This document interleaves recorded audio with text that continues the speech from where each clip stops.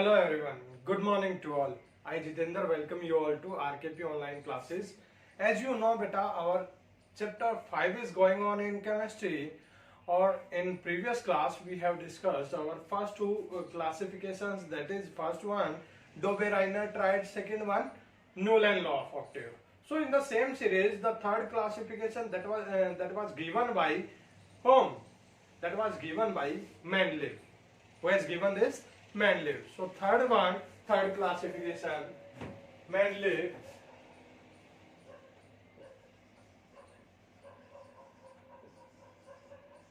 periodic table. Mendeleev periodic table. So what is the main things, what are the main factors that we need to discuss in this one, that are the important for us for the point of view of exam? So that we will discuss in this video. So be active during the class, don't run your brain out of the class. Clear? थोड़े से time की बात है, ज़्यादा time नहीं है, important point हम discuss करेंगे. So एक्टिव बने रहिए. It's my request to you. It will be beneficial for you only. So let's start.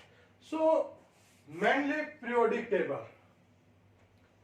This periodic table name is on the name of the scientist who has given this. So the scientist was Mendeleev. Dmitry Mendeleev. What was the name of that scientist? Dmitry Mendeleev. Scientist या chemist आप बोल सकते हो. Scientist Dmitry Mendeleev. From where he belongs? Russia. So he is Russian scientist. Clear? आपके exam में नहीं आएगा कि कहां से बिलोंग करता था, वैसे बता दिया आपको. कितने एलिमेंट्स को उसने अरेंज किया? 63 एलिमेंट्स. 63 एलिमेंट्स को क्लासिफाई किया. कितने एलिमेंट्स को बेटा? 63 एलिमेंट्स को. When he classified the elements 1869 में. कब किया था? 1869 में किया था बेटा. कब किया? 1869 में. क्लियर? 1869 में फर्स्ट टाइम उसने अपनी पीरियोडिक टेबल को लोगों के सामने पेश किया था. क्लियर? 1869 में with the 63 elements he published his periodic table. अब प्रिंसिपल क्या था? देखो, हर एक पीरियोडिक टेबल में हमने क्या क्या डिस्कस किया है कि क्या उसका बेसिस था क्लासिफिकेशन का, मींस उसका प्रिंसिपल क्या था, दूसरा कितने एलिमेंट्स को उसने एक्सप्लेन किया था, फिर उसकी लिमिटेशंस की बात करते हैं. अगर कोई अचीवमेंट है तो उस अचीवमेंट की बात भी हम करेंगे. अभी तक कोई अचीवमेंट नहीं थी. First two periodic tables was totally fail. वो क्या हुई थी? फेल हुई थी. ठीक है, उनकी ऑब्जर्वेशन है वो कुछ टाइम तक काम किया था. उसके बाद जो न्यू रिसर्च हुई, नए कंसेप्ट आए, तो उनको टोटली फेल माना गया था. तो थर्ड वन जो हमारी मेनली पीरियोडिक टेबल है, इसका क्लासिफिकेशन ऐसा था कि इसकी अचीवमेंट्स को हम डिस्कस करते हैं. और वो अचीवमेंट क्या थी? तो 63 एलिमेंट्स को 1869 में इसने अरेंज किया. तो किस बेस पे किया? क्या इसका बेस था क्लासिफिकेशन का? क्या इसका प्रिंसिपल था? तो उस प्रिंसिपल को हम डिस्कस कर लेते हैं. प्रिंसिपल. और यहाँ इस प्रिंसिपल में हम मिस्टेक करते हैं. हम क्या लिख देते हैं? हम ये वाला प्रिंसिपल लिख देते हैं PRINCIPAL.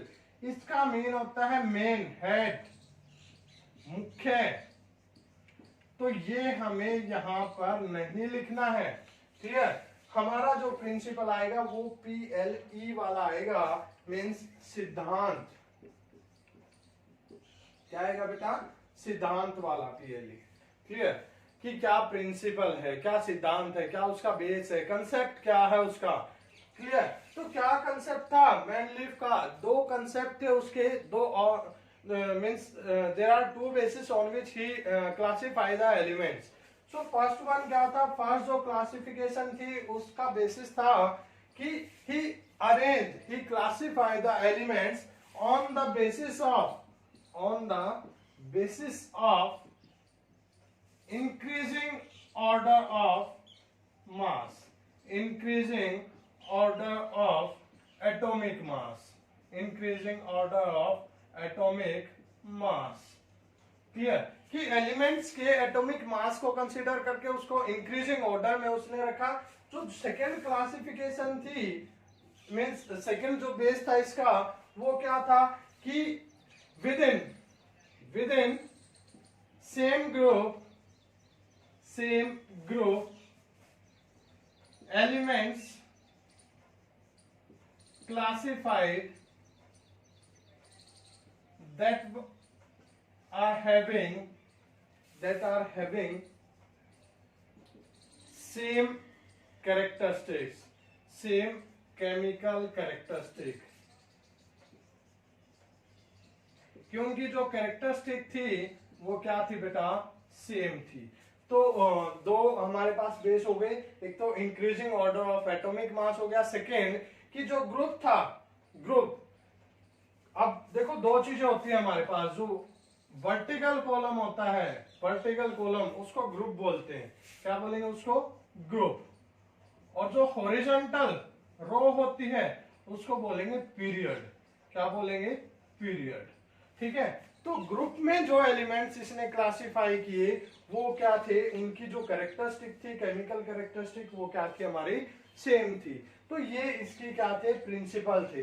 तो फिर इसने क्या किया था, पीरियोडिक टेबल को हम एक बार देख लेते हैं। आपको यहाँ आपके स्क्रीन पे देखो, ये आपको मेंडलीव की पीरियोडिक टेबल दिख रही है। एक बार इसको ध्यान से ऑब्जर्व करने की कोशिश करो कि एक कॉलम में जो आपको एलिमेंट्स दिख रहे हैं, तो एक वर्टिकल कॉलम में या जिसको ग्रुप बोलते हैं, उसमें जो एलिमेंट्स आपको दिख रहे हैं उनकी कैरेक्टरिस्टिक आपको सेम दिख रही होगी। क्लियर है? तो फिर इसके कुछ पॉइंट्स हैं, क्या है, पॉइंट्स। इसको एक बार नोट डाउन कर लो जल्दी से। क्लियर कर लिया? तो इसके कुछ पॉइंट्स थे, उन पॉइंट्स को हम डिस्कस कर लेते हैं। वो पॉइंट्स क्या हैं कि जो फर्स्ट पॉइंट है, फर्स्ट पॉइंट ये है कि इसका जो अरेंजमेंट था, क्या था, जो अरेंजमेंट था वो एक पीरियड में, जो फर्स्ट पॉइंट है कि along a period, along a period, period मैंने आपको बताया था क्या होगा, एक रो होगी, ये होगा आपका पीरियड, और ये था आपका ग्रुप। कि तो along a period elements were arranged, जो एलिमेंट अरेंज किए थे वो कहां से कहां किए, कैसे किए, metallic character to non metallic, metallic character to non metallic. कि जो हमारा पीरियड में लेफ्ट साइड जो एलिमेंट है वहां पर मेटेलिक कैरेक्टर होगा, और जितना हम किस तरफ जाएंगे, राइट साइड जाएंगे, वो नॉन मेटेलिक कैरेक्टर आएगा। जैसे कि यहां देखो बेटा, आपको जो पीरियोडिक टेबल है वो दिखाई दे रही है। तो सेकंड में, जो सेकंड हमारा पीरियड है, उसमें आपको क्या दिख रहा है, जल्दी से नोट डाउन करो। क्या दिखा,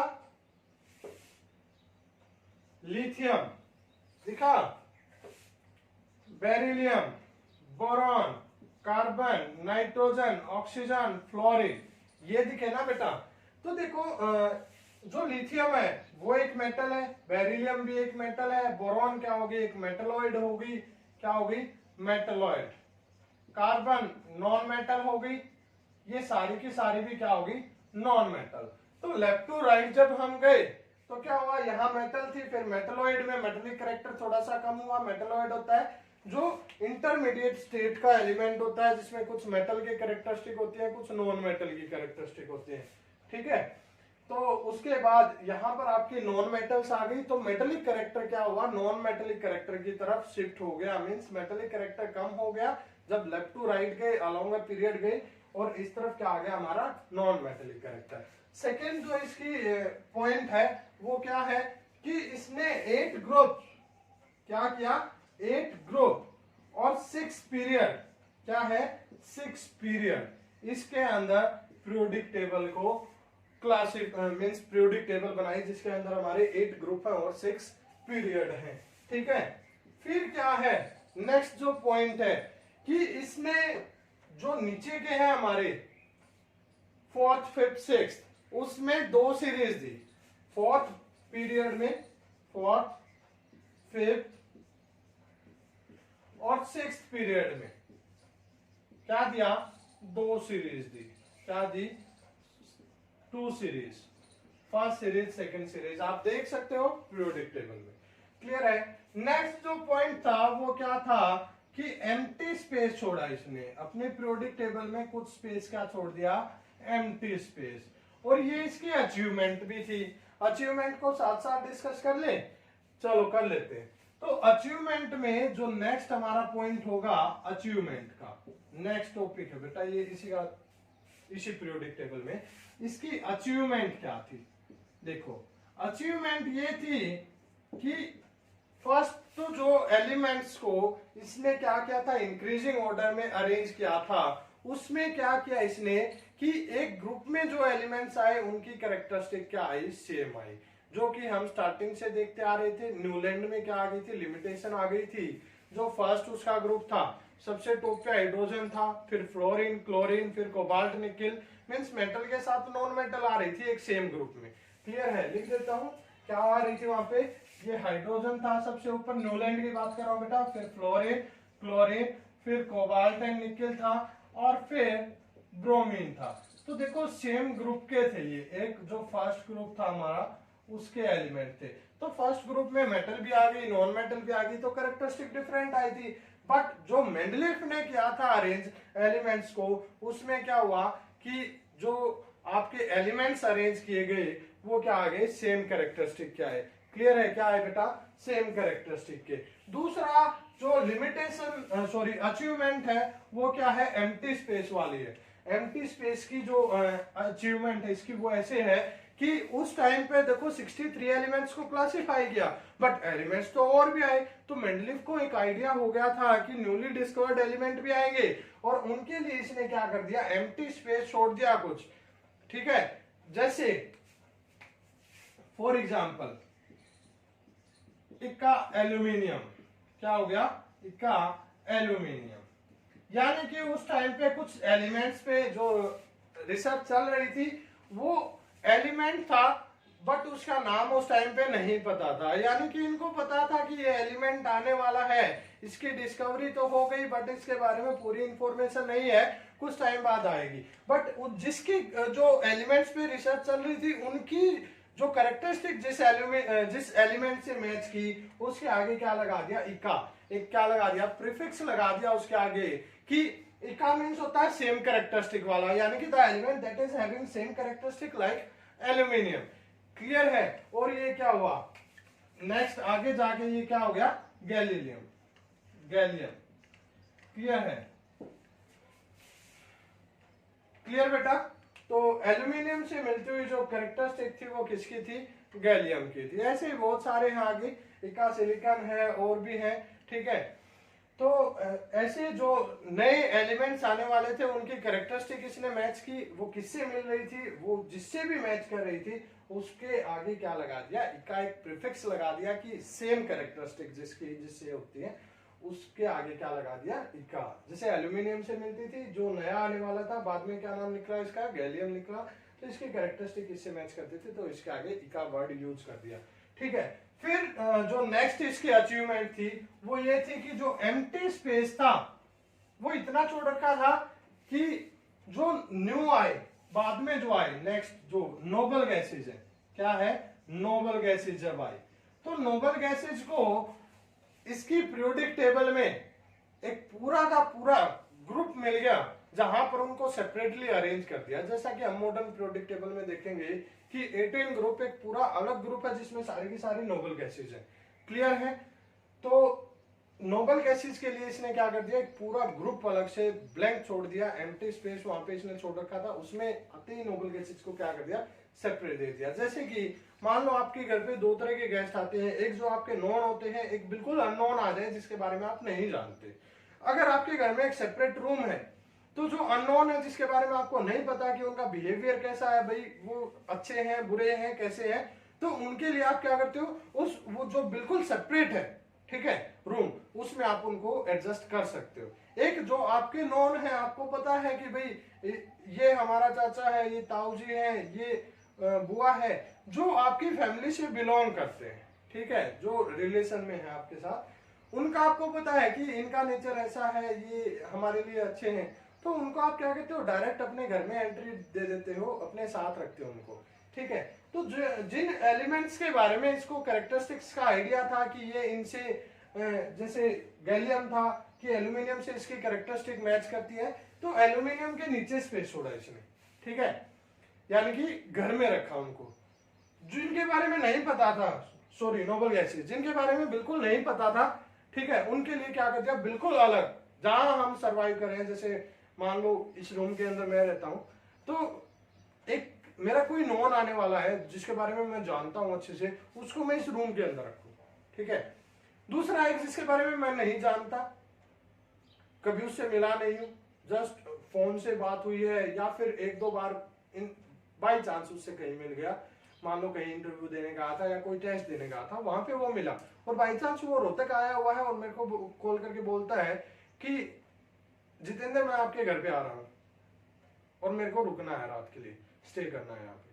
तो मैं क्या सोचूंगा कि भाई इसको घर के अंदर आएगा, पता नहीं कैसा नेचर है, कैसे बिहेव करेगा, तो मैं चाहूंगा कि उसके लिए एक सेपरेट रूम एडजस्ट हो जो घर के अंदर ज्यादा इंटरफेयर ना हो जहां से, ठीक है। तो ऐसे ही नोबल गैसेस के बारे में नहीं पता था, इनके बिहेवियर का नहीं पता था, इनके लिए सेपरेट बिल्कुल स्पेस छोड़ रखा था, क्लियर है। आई डोंट थिंक कि इससे इजी एग्जांपल कोई हो सकता है। तो ये थी इसकी अचीवमेंट। फिर बात करते हैं लिमिटेशंस की। क्या बात करते हैं बेटा, लिमिटेशंस की। तो हर एक जगह देखो जहां अच्छी बातें होती हैं वहां पर थोड़ी बहुत बुराई भी मिलती है, नथिंग इज परफेक्ट देयर। तो फिर बात कर लेते हैं लिमिटेशंस की। क्या बात करें बेटा, लिमिटेशंस की। तो वो लिमिटेशन क्या है यहाँ पे, तो हर एक चीज की एक लिमिटेशन है। तो यहां पर लिमिटेशन बात करते हैं कि एक हेडेक है पीरियोडिक टेबल के लिए स्टार्टिंग से लेके आज तक। वो हेडेक क्या है, हाइड्रोजन। तो फर्स्ट जो लिमिटेशन है वो क्या है, position of hydrogen, position of hydrogen, कि हाइड्रोजन की पोजीशन हमारे लिए हेडेक बनी हुई है। देखो बेटा पीरियोडिक टेबल में आपने देखा, तो पीरियोडिक टेबल में आपने क्या देखा कि जो हाइड्रोजन है वो बाकी मेटल्स के साथ सेम पीरियड में सेम ग्रुप में आपकी रखी हुई है, ठीक है। सेम ग्रुप में हाइड्रोजन को रखा हुआ है, तो वो क्या हो गई, हेडेक ही हो गई, क्योंकि hydrogen is a non metal, but रखा किसके साथ जाता है उसको, मेटल्स के साथ। So that is headache. जैसे कोरोना हेडेक बना हुआ है, ऐसे ही हाइड्रोजन पीरियोडिक टेबल्स के लिए हेडेक है, क्लियर है। दूसरा जो था सेकेंड क्या था कि जो अरेंजमेंट था, जो क्लासिफिकेशन था, वो किस बेस पे था, increasing order of atomic mass. But एक फेरस, कोबाल्ट और निकेल सेम स्लॉट में रखा गया है, इनको इसी ऑर्डर में रखा है। फेरस का जो एटॉमिक मास है वो कम है, ये क्या है इनमें सबसे कम, लोवेस्ट, ठीक है। बट इन दोनों में कोबाल्ट का ज्यादा है, निकेल का कम है। कोबाल्ट का क्या है, ज्यादा, निकेल का कम, बट कोबाल्ट पहले आया ऑर्डर के अकॉर्डिंग। कोबाल्ट का कम होना चाहिए था बट ये हो गया ज्यादा, ठीक है। तो ये क्या हो गया यहाँ पे, लिमिटेशन होगी।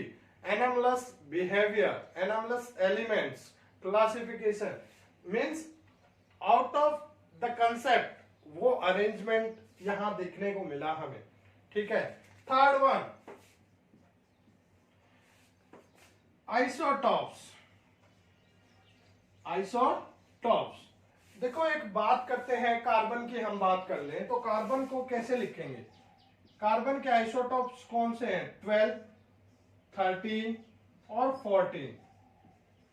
क्लोरीन के लिखें, क्लोरीन 35, क्लोरीन 37, ये हमारे आइसोटॉप है, क्लियर है। Isotope means the different atoms of the same element that are having same atomic number but different mass number, उसको बोलते हैं एलिमेंट।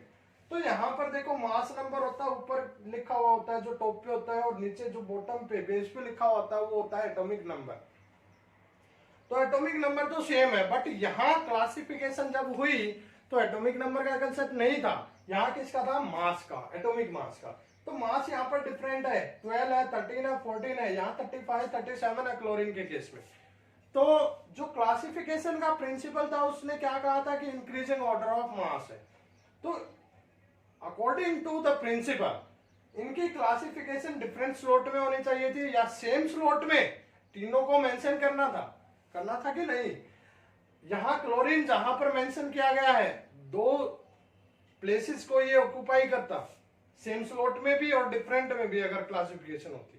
बट ऐसा पीरियोडिक टेबल में हमें देखने को नहीं मिलता कि क्लोरीन 35 भी लिखा हुआ और 37 भी, सेम कार्बन 12, 13, 14 तीनों लिखे हुए, ऐसा नहीं है। ठीक है, तो यहां एक कॉन्ट्राडिक्शन आ गई, और कॉन्ट्राडिक्शन क्या थी कि मास के प्रिंसिपल को अगर फॉलो करते तो ये 3 स्पेस लेते, 3 प्लेसेस, 3 सीट ऑक्युपाई करता, ये 2 करता, और भी बहुत सारे आइसोटोप है। क्लियर है।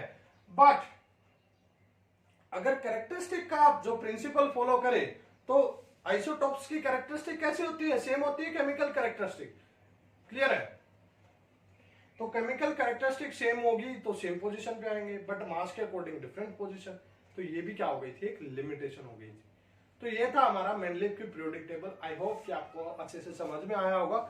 इससे इजी बेटा आई डोंट थिंक कि समझाया जा सकता है। अगर फिर भी कोई आइडिया आपके पास है कि इससे बेटर एक्सप्लेनेशन हो सकती है, that you can give any time. Clear. Thank you. Have a nice day बेटा।